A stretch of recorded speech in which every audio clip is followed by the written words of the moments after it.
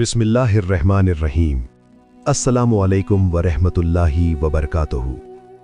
दोस्तों, आज की इस वीडियो में हम बात करेंगे एक ज़िद्दी लड़की के हवाले से, जिसने ये ज़िद की कि अगर शादी करेगी तो सिर्फ एक मौलाना से ही करेगी। लेकिन उससे पहले आपसे गुजारिश है कि अगर आप हमारे चैनल पर नए आए हैं तो वीडियो के नीचे दिए हुए सब्सक्राइब के बटन को दबाइए, साथ ही घंटी के बटन को भी प्रेस कर दीजिए ताकि ऐसी और भी दिलचस्प वीडियो आप तक पहुंचती रहें। अब चलते हैं आज की तहरीर की जानिब। वो जिद कर रही है कि मैं किसी मौलाना से शादी करूंगी। उसकी मत मारी गई है बेवकूफ़ लड़की, इसलिए उसे एमएससी कराई थी कि ये इस किस्म की बातें करेगी। खैरुन्निसा का गुस्सा भड़का हुआ था। ताज्जुब तो मुझे भी हो रहा है। दुनिया की तल्ख हकीकतों से नावाकिफ ये नादान लड़की आखिर किसी मौलवी के साथ दुश्वारियों को किस तरह झेल पाएगी। बाबा अमीनुल हसन के चेहरे पर फिक्र की गहरी लकीरें फैलती जा रही थीं। बीवी कहने लगी, सुनिए नायमा के अब्बा, मैं तो समझा कर थक चुकी हूँ, उल्टा मुझे ही समझाने लग जाती है। अल्लाह और उसके रसूल सल्लल्लाहु अलैहि वसल्लम के हवाले पेश करने लगती है। ऐसे में भला उससे कोई माकूल बात की जा सकती है? आप ही उसे समझाइए। शौहर कहने लगे, खैरू तुम घबराओ मत, मैं उसे समझाता हूँ। वो मेरी बेटी है, तालीम याफ्ता है, समझ जाएगी। खैरुन्निसा और अमीनुल हसन बिस्तर पर दराज हो गए और दोनों इसी फिक्र में गर्क थे कि आखिर उनकी बेटी नायमा का क्या होगा। रिश्ता एक इंजीनियर लड़के का आया था जो खलीज में किसी अंतर्राष्ट्रीय कंपनी में मुलाजिम था। उसके पास फैमिली वीज़ा था, तनख्वाह बहुत अच्छी थी और मारूफ ख़ानदान से ताल्लुक़ भी रखता था। एक फ़र्द को रिश्ता पसंद आया। अमीनुल हसन तो उस रिश्ते से बहुत खुश थे।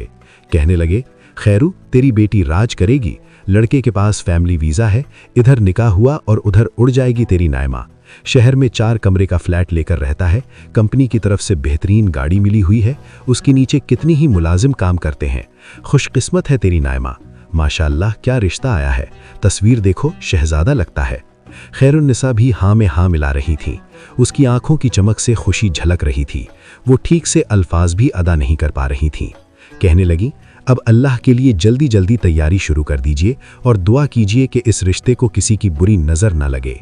नायमा ने कहा, अम्मी मुझे लड़के में कोई कमी नज़र नहीं आती, सिवाय इसके कि मैं किसी आलिम दीन से शादी करना चाहती हूँ। खैरुन्निसा बोली, ये तो क्या बकवास कर रही है, तेरे अब्बा इस रिश्ते से कितने खुश हैं तुझे कुछ पता है? मौलाना से शादी करेगी? बेवकूफ़ लड़की, इंजीनियर है, खलीज में नौकरी करता है, लाखों कमाता है। नायमा ने बात काटते हुए कहा, अम्मी ये सब ठीक है, लेकिन उसके चेहरे से दीनदारी तो नहीं झलकती, मुझे दीनदार लड़का चाहिए।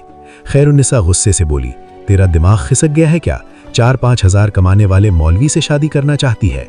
नायमा ने कहा, अम्मी मैं मौलाना से इसलिए शादी करना चाहती हूँ कि वो अपना हक भी जानता है और बीवी का भी। वो अमानतदार होता है, बदनज़र नहीं होता। रोज़ी तो अल्लाह की तरफ से लिखी हुई है।